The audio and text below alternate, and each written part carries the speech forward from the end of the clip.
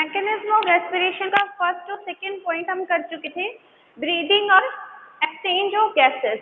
ठीक है, now let's start third point, and third is transport of gases. Okay, transport of gas. यहाँ हमने बात की रेस्पिरेशन में दो गैस मोस्ट ऑफली इंपॉर्टेंट होंगी, ऑक्सीजन और CO2। तो first of all we discuss about transport of oxygen. ठीक है,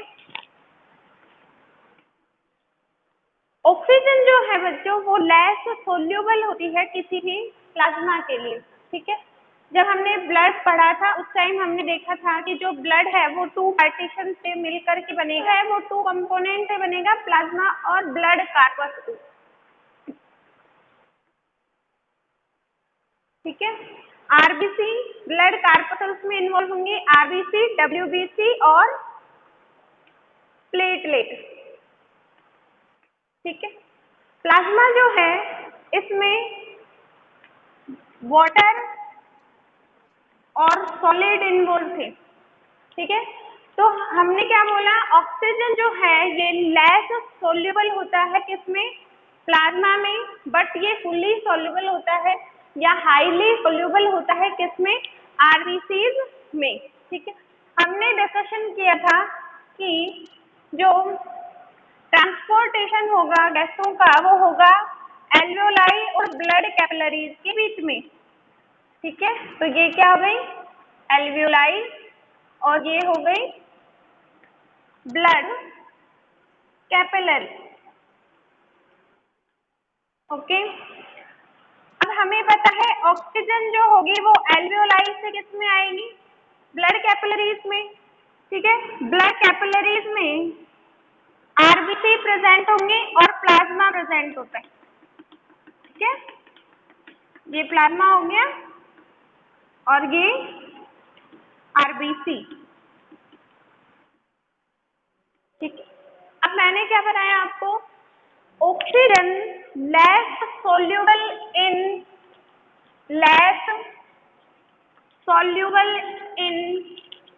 प्लाज्मा। प्लाज्मा में क्या होगी, लेस सोल्यूबल होगी।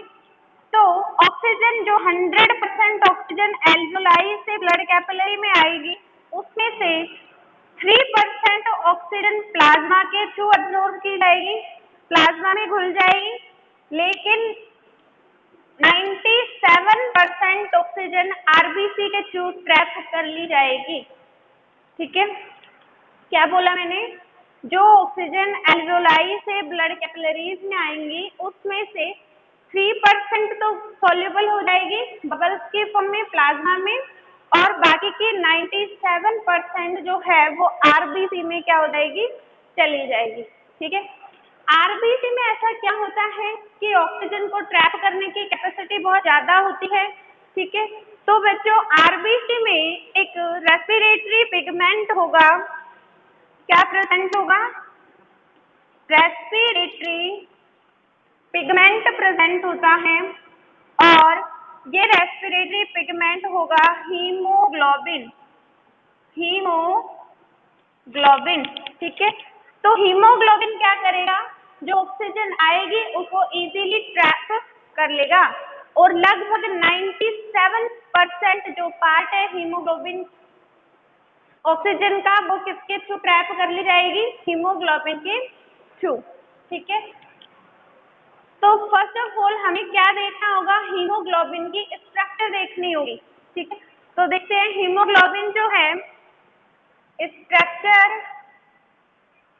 Of haemoglobin. ठीक है, हीमोग्लोबिन जो है वो टू पार्ट से मिलकर बनेगा, हीम और ग्लोबिन। ठीक है, हीम जो है वो उसका पिगमेंटेड पार्ट होगा, पिगमेंटेड पार्ट कहलाएगा, और ग्लोबिन को प्रोटीन पार्ट भी कहते हैं। ग्रुप है इसमें फेरस यानी कि आयरन और पोरफायरिन रिंग प्रेजेंट होंगी, ठीक है।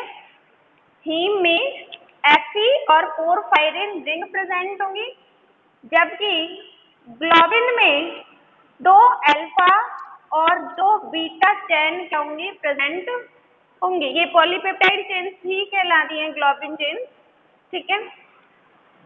Fe जो है वो फेरस आयन होगा और पोरफायरिन जो है ये कंबाइन होती है किसके साथ में, कंबाइन विद Fe। क्लियर है। क्या बताया अभी तक, हीमोग्लोबिन 2 फैक्टर से मिलके बनेगा, हीम और ग्लोबिन। हीम जिसे पिगमेंटेड पार्ट भी कहते हैं और ग्लोबिन को क्या कहेंगे हम, प्रोटीन पार्ट कहते हैं, ठीक है।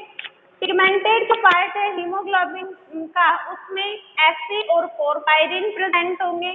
पोरफायरिन Fe के साथ में बाइंड होते हैं, जबकि जो प्रोटीन पार्ट है उसमें 2 अल्फा और 2 बीटा चेन प्रेजेंट होंगी। ये जो अल्फा और बीटा चेन है इनमें अमीनो एसिड प्रेजेंट होते हैं, ठीक है। क्या प्रेजेंट होते हैं, अमीनो एसिड प्रेजेंट होंगे। तो ध्यान से सुनेंगे, एक अल्फा चेन में 141 अमीनो एसिड होते हैं, ठीक है। एक 1 अल्फा चेन इक्वल हो जाएगा 141 अमीनो एसिड।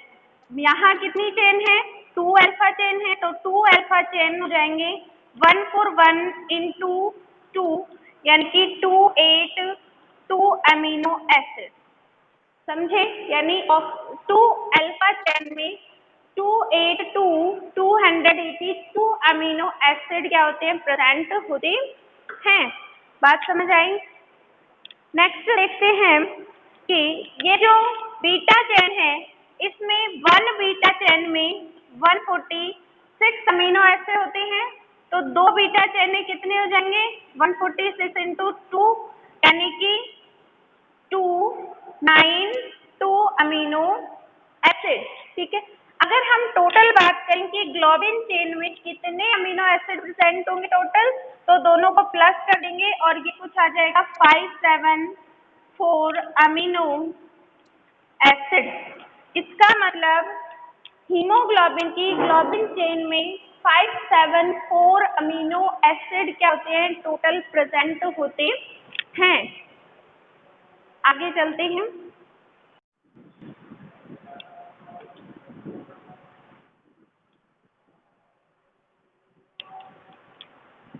हमने बात की हीमोग्लोबिन के स्ट्रक्चर की, ठीक है। हीमोग्लोबिन क्या होगा, 2 फैक्टर से मिलके बनेगा, हीम और globin, haem and globin.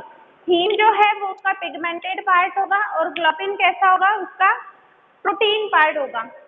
Haem जो है उसमें पैरस और पोरफायरिन प्रेजेंट होंगे, जबकि ग्लोबिन में प्रोटीन पार्ट है जिसमें अल्फा और बीटा चेन प्रेजेंट होंगी, 2 alpha and 2 beta chain present होगी, ठीक है। वापस देखेंगे, 1 अल्फा चेन में कितने अमीनो एसिड होंगे, 1 अल्फा चेन में 141 अमीनो एसिड प्रेजेंट होते हैं, ठीक है।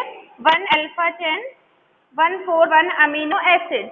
ऐसे ही 1 बीटा चेन में 146 अमीनो एसिड होते हैं। तो अगर मुझे 2 अल्फा चेन का निकालना है तो हम क्या करेंगे, मल्टीप्लाई कर देंगे, तो हमारे पास 2 अल्फा चेन में 282 अमीनो एसिड आ जाएंगे और यहाँ क्या आ जाएगा, 2 बीटा चेन में 292 अमीनो एसिड आ जाएंगे। अगर मैं all over complete globin chain में अमीनो एसिड की बात करूँ तो ये होते हैं 574 अमीनो एसिड, ठीक है। ये तो बात हुई जो कंपोजिशन है हीमोग्लोबिन का उसकी। कुछ और बातें हैं, लाइक एज हीमोग्लोबिन का जो वेट होता है वो कितना होता है, 6-7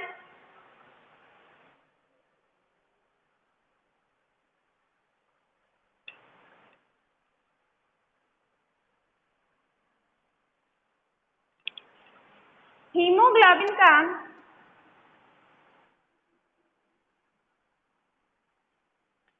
मॉलिक्यूलर वेट जो होगा, मॉलिक्यूलर वेट कितना होता है, 6-7,000 डाल्टन,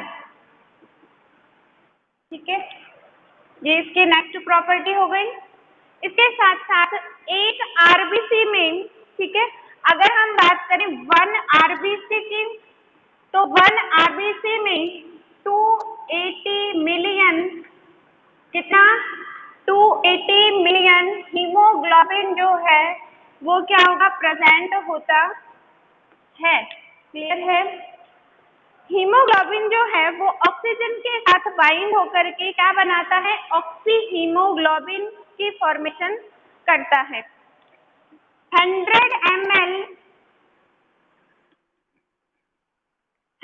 ml ब्लड में 20 ml ऑक्सीजन होती है बच्चों, ठीक है। 100 ml ब्लड में 20 ml क्या होगी, ऑक्सीजन होगी। और अगर मैं बात करूं हीमोग्लोबिन की, तो 100 ml ब्लड में 15 ग्राम हीमोग्लोबिन प्रेजेंट होता है। कितना, 15 ग्राम हीमोग्लोबिन प्रेजेंट होगा। अगर मैं बात करूं 1 ग्राम की, ठीक है, 1 ग्राम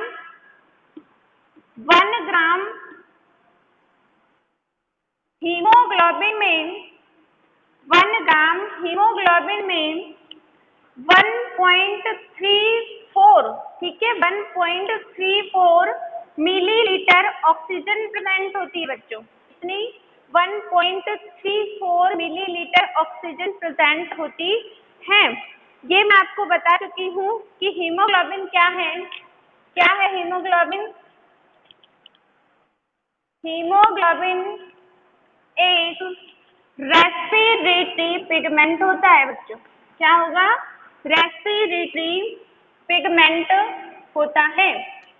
इसके साथ साथ हीमोग्लोबिन जो है उसमें ब्लड कैरिंग कैपेसिटी, क्या, हीमोग्लोबिन में ब्लड कैरिंग कैपेसिटी कैसी होती है, हाई होती है। ये इसकी कुछ प्रॉपर्टीज हो गई। ब्लड कैरिंग कैपेसिटी हाई होती है, ठीक है। ये तो बात हुई हीमोग्लोबिन की प्रॉपर्टी और स्ट्रक्चर से रिलेटेड। देखो और भी रेस्पिरेटरी पिगमेंट प्रेजेंट होते हैं, लाइक एज हीमोसाइनिन, हीमोइरिथ्रिन, हीमोक्लोरिन, ठीक है, बट ये डिपेंड करता है अलग अलग एनिमल्स पर। अगर मैं बात करूं हीमोसाइनिन की, तो हीमोसाइनिन जो है वो डिफरेंट टाइप के मोलस्क और आर्थ्रोपोड्स में as an respiratory pigment work करता है, ठीक है। नेक्स्ट जो होगा वो होगा हीमोइरिथ्रिन। हीमोइरिथ्रिन सम एनालिड्स जो होंगे, ठीक है, सम एनालिड्स में as an respiratory pigment work करेगा। इसके साथ साथ हीमोक्लोरिन जो है या क्लोरोक्लोरिन सम एनालिड में फंक्शनल होता है as an respiratory pigment. Pinnaglobin some mollusc में रेस्पिरेटरी पिगमेंट होता है, बट हमें यहाँ डिस्कशन करना है ओनली हीमोग्लोबिन, ठीक है। अब देखते हैं हीमोग्लोबिन की स्ट्रक्चर किस तरह से होगी, ठीक है। हीमोग्लोबिन में हमने क्या बात की, हीम प्रेजेंट होगा जिसमें फेरस और पोरफायरिन होगा। इसके साथ साथ अल्फा और बीटा चेन प्रेजेंट होंगी, ठीक है। तो बनाते हैं डायग्राम, देखेंगे। फेरस हो गया, ये पोरफायरिन हो गई,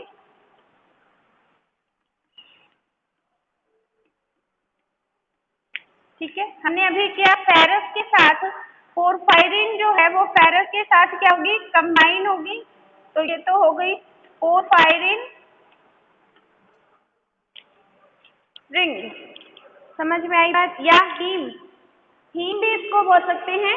कैसे, देखो ये तो फेरस हो गया और ये आउटर साइड में पोरफायरिन, तो ये कंबाइन रूप से क्या हो गया, हीम हो गया।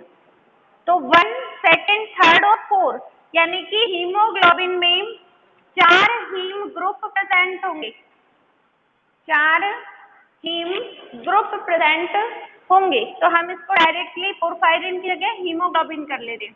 ये क्या है, हीम ग्रुप है जिसमें पोरफायरिन और फेरस क्या है, प्रेजेंट है। अब क्या होगा, इसमें 2 अल्फा और 2 बीटा चेन भी होंगी, तो बना देते हैं। ये 2 अल्फा चेन हो गई और यहाँ दो बीटा चेन हो गई, ये दो अल्फा, ये दो बीटा चेन, ठीक है। ये स्ट्रक्चर कहलाती है बच्चों हीमोग्लोबिन, हीमोग्लोबिन, ठीक है।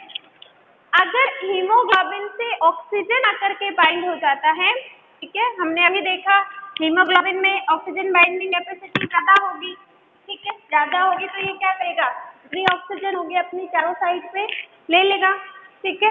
तो भी कुछ इस तरह से मिलेगा,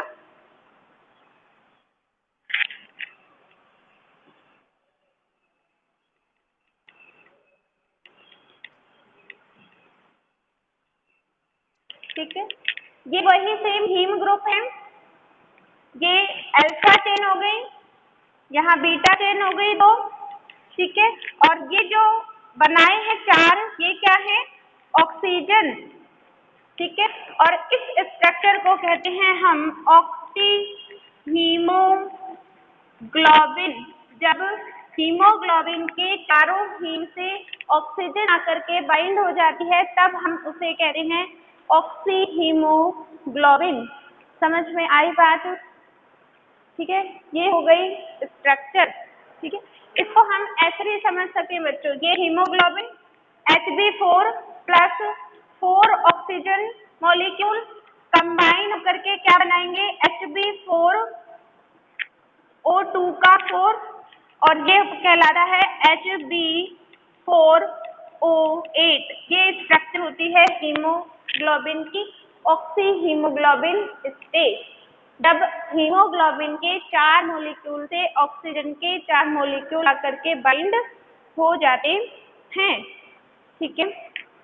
चलिए, हमने क्या कहा, ब्लड कैपिलरीज और पढ़ा ना हमने अभी लास्ट क्लास में, हमने डिस्कशन किया था कि एल्वियोलाई प्रेजेंट होंगी, ठीक है, यहाँ ब्लड कैपिलरी प्रेजेंट होगी इस तरह से।